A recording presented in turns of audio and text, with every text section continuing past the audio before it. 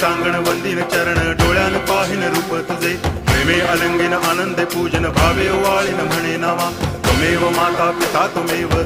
बंधुश्च सखा त्वमेव विद्या करुणं त्वमेव सर्वं मम देव कायेन वाचा मनसेन्द्रियैर्वा बुद्ध्यात्मना वा प्रकृति स्वभावात् करोमि यद्यत् सकलं परस्मै नारायणायति समर्पयामि अच्युतं केशवं रामनारायणं कृष्णदामोदरं वासुदेवं हरि गिरिधरं माधवं गोपिकावल्लभं जानकीनायकं रामचन्द्रं भजे हरे राम